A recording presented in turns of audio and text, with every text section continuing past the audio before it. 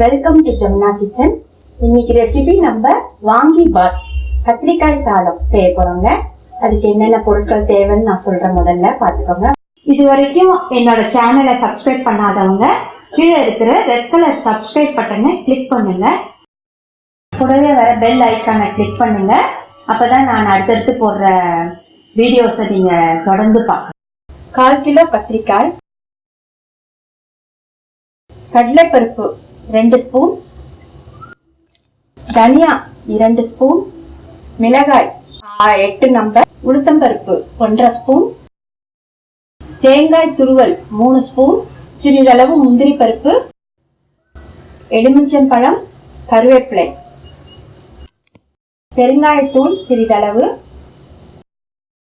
நெய் 1 ஸ்பூன், தாளிப்புக்கு தேவையான எண்ணெய் சிறிதளவு, உப்பு தேவையான அளவு. சாதத்தை வடிச்சு ஆற வச்சிருக்கேங்க. நம்ம கத்திரிக்காயை பொரிச்சு எடுத்துக்கலாங்க எண்ணெயில.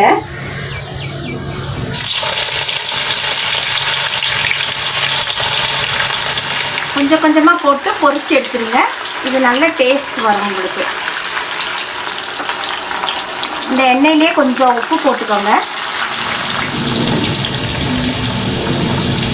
கத்திரிக்காய் நல்லா வதங்கணும்.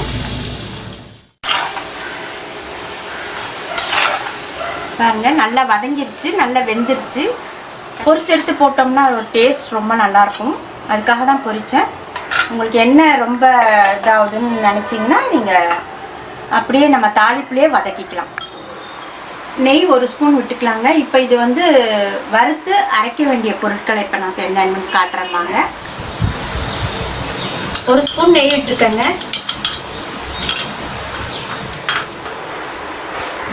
நம்ம ஒன்று அரைக்கிறது பொருட்கள்லாம் போட்டு வறுத்துக்கலாம்.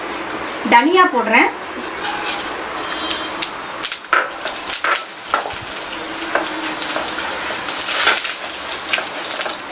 மிளகாய் போடுறேன். நான் பொடி பண்ண வேண்டியது மட்டும்தான் இப்போ வறுக்கிறேன். அப்புறமா நம்ம தாளித்து எல்லாத்தையும் ஒன்றா சேர்த்து கலர போகிறோம்.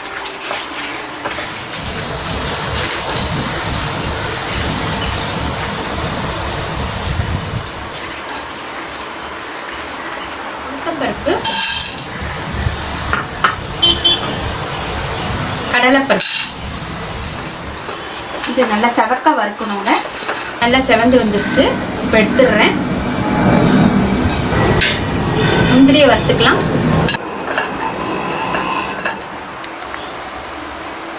தேங்காய் போடலாங்க. இப்போ தேங்காய் லைட்டாக வதக்கிக்கலாம். போதுங்க, ஆஃப் பண்ணிடுறேன். இப்போ நம்ம வறுத்தது எல்லாத்தையும் அரைச்சி பாருங்க. நம்ம வறுத்து பொடி பண்ணது இந்த மாதிரி 2 ஸ்பூன் எண்ணெய் விட்டுக்கிறேன். பெருங்காயத்தூள் போட்டுக்கிறேங்க. கருவேப்பிலை போட்டுக்கிறேன். சாதம் சேர்த்துக்கிறேங்க.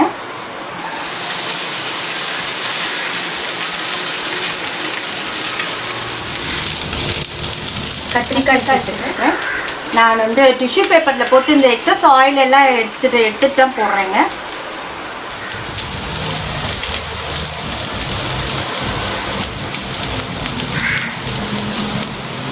முந்திரி போட்டுக்கிறேன்.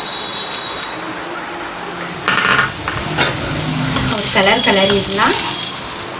இப்போ இந்த பொடியை நம்ம தூவணும்.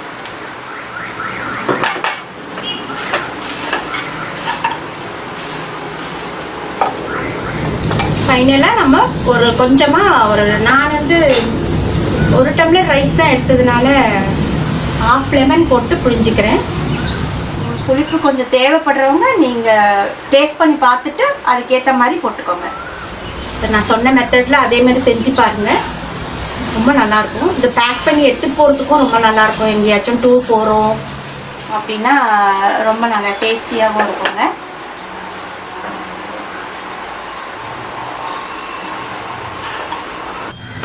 உப்பு இதுக்கு தேவையான மாதிரி போட்டுக்கோங்க. நான் ஏற்கனவே ரைஸில் போட்டிருக்கேன், கத்திரிக்காயிலையும் போட்டிருக்கேன். இந்த பவுடருக்காக கொஞ்சமாக உப்பு.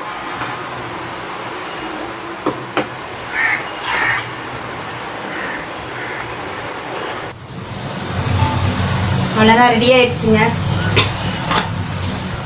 வாங்க சாப்பிட்டு பார்க்கலாம்.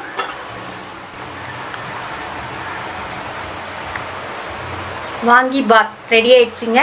இப்போ நம்ம டேஸ்ட் பண்ணலாம், எப்படி இருக்குன்னு சொல்கிறேன்.